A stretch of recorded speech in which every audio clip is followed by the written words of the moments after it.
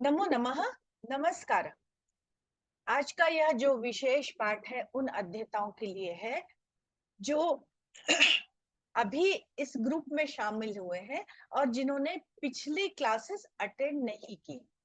तो यहाँ पर हम प्रारंभिक रचना अनुवाद कौमुदी को आधार मानकर अनुवाद करते हैं संस्कृत के इस कक्षा में। और अभी तक हमारे 6 पाठ हो चुके हैं, तो अधिकांश लोगों ने 6वां पाठ अटेंड किया है। तो हम शुरू से देखते हैं कि अब जिन लोगों के पिछले पाठ छूट गए हैं उनको क्या क्या करना है। तो मैं स्क्रीन शेयर कर रही हूँ और सबसे पहले चलती हूँ हमारी पुस्तक, जो डॉक्टर कपिल देव द्विवेदी जी, जो पद्मश्री हैं, उनके द्वारा लिखी गई एक उत्कृष्ट पुस्तक है। उस पुस्तक के प्रथम पृष्ठ पर चलते हैं और पहले अभ्यास को देखते हैं। ये हमारी पुस्तक है और इस पुस्तक में जो अनुक्रमणिका है, उस अनुक्रमणिका में बहुत विस्तार से ये बताया गया है कि इस पाठ में क्या क्या आपको पढ़ाया है। साथ ही इसमें छात्रों के लिए कुछ निर्देश हैं। वो निर्देश मैं यहाँ पर पॉज कर रही हूँ, आप लोग स्क्रीनशॉट ले लीजिएगा बाद में। तो इस अनुक्रमणिका में देखिए, जो कुछ जिस पाठ में पढ़ाया जा रहा है उसका बहुत विस्तृत विवेचन है।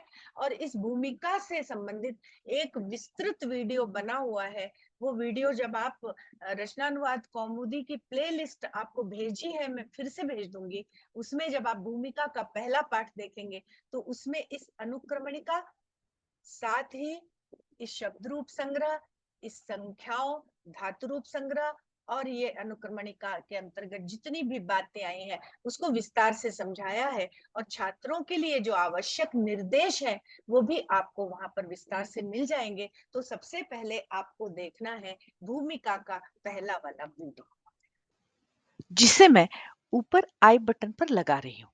आई बटन पर लगाने का अर्थ यह होता है कि वीडियो में ऊपर एक पट्टी पर उस वीडियो का नाम लिखा हुआ आ रहा है। आप जब वहां पर क्लिक करेंगे तो वह वीडियो खुल जाएगा। तो इस भूमिका के वीडियो को आप सबसे पहले देखें, उसके बाद हम अगले पाठ की बात करते हैं। उसके बाद शुरू होता है हमारा अभ्यास एक। अभ्यास एक पर भी एक विस्तार से वीडियो बना हुआ है।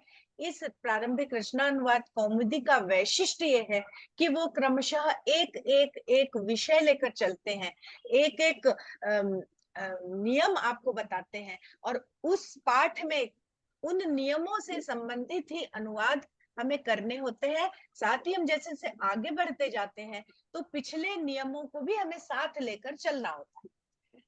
तो यहाँ पर क, ख, ग और एक खंड घ भी है। घ खंड के अंतर्गत आपको हर पाठ में लगभग 20 शब्दों का एक शब्दकोश दिया है, जिसमें क के अंतर्गत संज्ञा सर्वनाम शब्द दिए हैं, ख के अंतर्गत धातु रूप दिए हैं, धातुएं दी है नई नई, ग के अंतर्गत आपको अव्यय पद दिए हैं और घ यहाँ इस पाठ में नहीं है। कुछ पाठों में घ आएगा, कुछ में ख नहीं होगा, कुछ में ग नहीं होगा, पर घ खंड जहां जहां आएगा वहां घ खंड के अंतर्गत विशेषण और क्रिया विशेषण शब्द दिए गए। यहाँ पर देखिए हमने उसका विवेचन किया है। क माने संज्ञा शब्द, ख माने धातु, ग माने अव्यय और क्रिया विशेषण और घ माने विशेषण शब्द। यहाँ पर जो चिन्ह लगा है वो तक का द्योतक है। जब कहीं ऐसा लगा है 1-10 तो इसका मतलब है 1 से 10 तक। राम डैश ग्राम मतलब राम से ग्राम तक। वत का मतलब है समान, सदृश, तुल्य, मतलब कहीं लिखा है रामवत तो इसका मतलब है राम के समान। ये शब्द रूप रामवत चलेंगे, मतलब राम डैश ग्राम रामवत ऐसा लिखा है।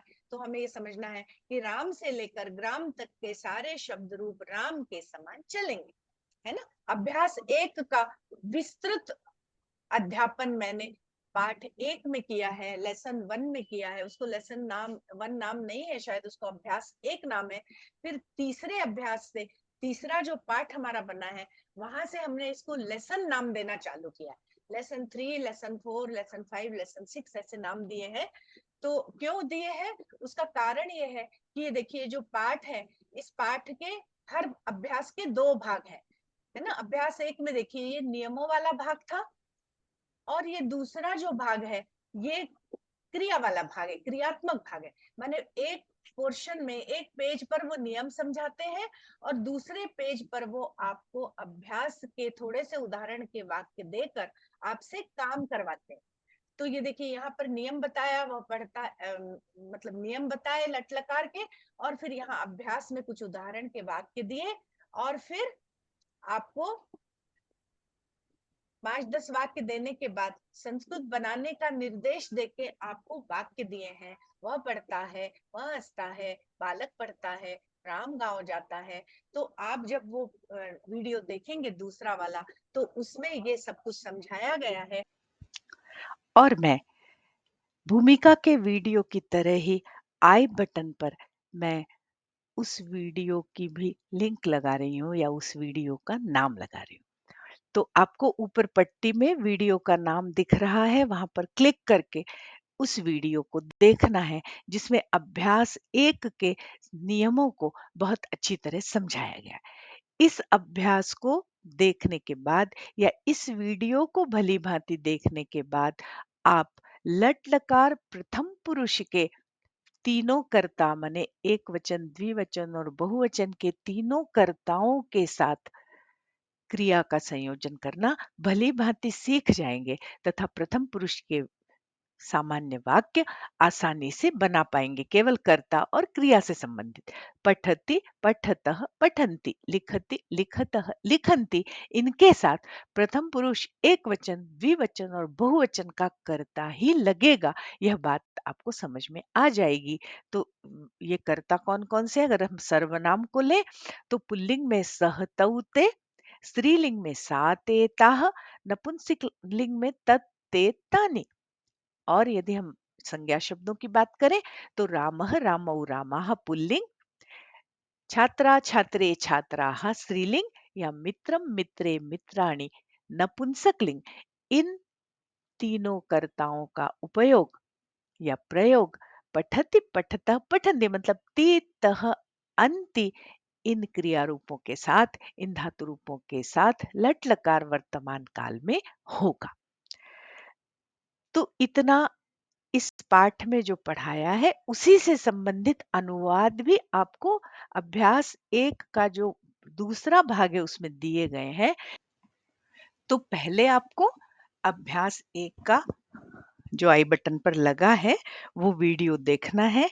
उस वीडियो को देखने के बाद जो अनुवाद करने के लिए या जो अभ्यास कार्य करने के लिए आपको दिया गया है उन प्रश्नों को हल करके अपनी कॉपी में लिखना है। फिर मैं इसकी आंसर की का वीडियो आपको भेजूंगी जो लेसन 3 के नाम से होगा।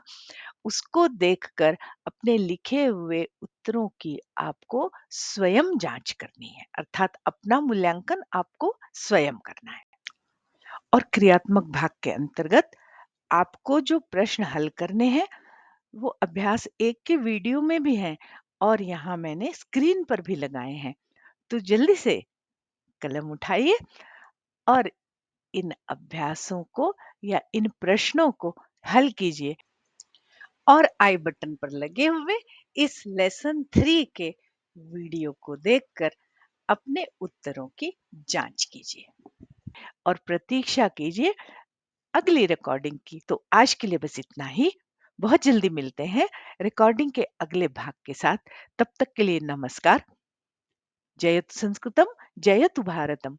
पुनर्मिलामः।